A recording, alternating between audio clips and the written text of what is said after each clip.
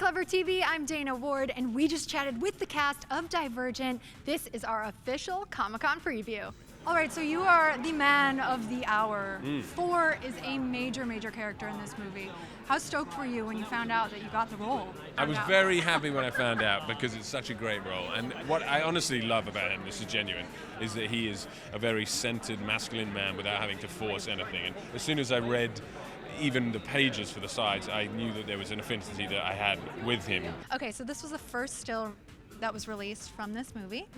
Knife throwing scene, bring us there. Oh, it was super fun. It looks a lot more intense on this photograph than it was in real life. There was a beautiful little glass screen in front of me, protecting me from the knives that were being thrown at my face. But it was really fun. Chemistry actually we were really lucky. We were, as soon as we met each other for the test, it was very natural, it came very naturally, and I think we actually, all the scenes with just really, really good natural chemistry, which was really fun to play and really satisfying as two actors, because when you have to force something, then it becomes it's gonna decrease its naturalism. Now I know this is probably like your baby, so it's probably difficult for you to decide on one favorite scene, but based on what you've seen, what one scene are you most excited for fans to see? I'm really excited for people to see the Ferris wheel scene because you have Theo and Shailene are very, very talented leads climbing that Ferris wheel, actually climbing it. So I was there that day to see some of the background stuff, so I'm really excited to see it on the screen, and I think it's an iconic scene for fans of the book too. There's these great scenes with them climbing onto these moving trains and then hanging out of these moving trains and then jumping onto sort of a 7-story roof from an elevated train track, moving, from a moving train. So it's kind of crazy and big. You play Caleb, so I can talk to you about the choosing ceremony. Yeah. What is the significance behind this day? And what does it mean if someone hasn't read the book yet? The choosing ceremony is a day when we're 16. We have the option to leave our faction that we're born into. And you give your blood to your faction, and that symbolizes your devotion to the faction system. So in reading the book, I feel very, very bad for your character because of the whole knife situation with your face, but most importantly because you wind up factionless. What does that mean for anyone who hasn't read the book? Well, the factionless are basically in this society where everybody has been divided along certain beneficial personality characteristics. The factionless are people who have been kicked out of those factions and who find themselves essentially homeless and with very little money, kind of scraping together a pretty awful existence. I leave my faction. I leave my family behind and I join the Erudite. It's a big deal. It's a big deal. Yeah. It's called defecting. And both me and my sister defect. Yes. She joins Dauntless, I join Erudite. It's a big deal. That's sort of what kicks off the story. The story starts and you notice maybe Beatrice might stay in a faction, you don't know. Right. The conflict starts right when Beatrice leaves and I leave our family behind. So how would you break down the character? Of Molly? Yes. Well, I think at the very face level, she's sort of the resident bad girl.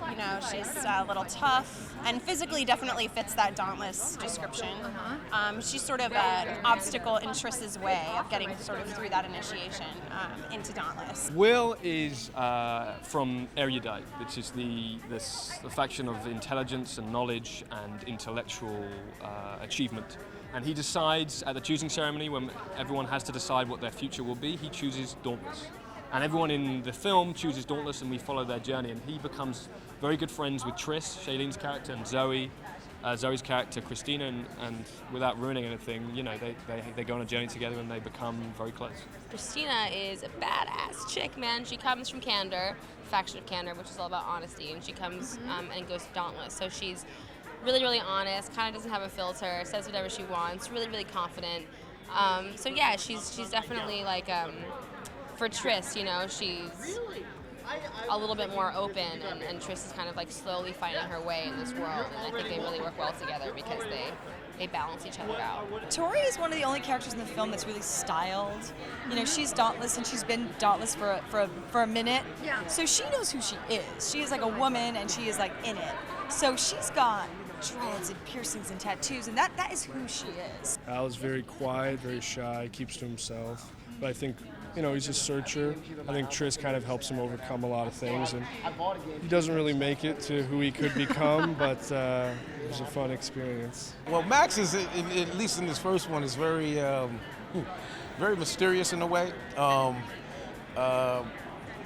You don't see a lot of emotion out of him. And he's a taskmaster. He's the leader of the Dauntless, so it's not like he doesn't really congregate with subordinates or anything like that. So he's like a little international man of mystery in a way. You don't know what makes him tick. You don't know what motivates him yet. And so I like that about him. So why is your character Peter such an a-hole? Oh my God. No, he Jeez. stands out Have you from even the read the rest. book, or you just Yes. listen to what people are telling you No, about I him? actually have. I've Oh, read have the book. you? But that's your Yeah. first impression before you get too far in. Yeah, well, I think you don't, judge a book by its cover, and like that. sometimes people are deeper than maybe what you perceive. Maybe Peter goes home and cries about the things that he does, He might. and maybe he's actually a puppy dog. It's true. He's not. Since you are the author, I'd love one word describing each of the 5 factions. Okay, erudite, smart. Dauntless is brave. Amity is peaceful. Abnegation, selfless. And the last one is candor, honest. And now you can check out the full Divergent photo gallery. Just click the link below. Bye, guys.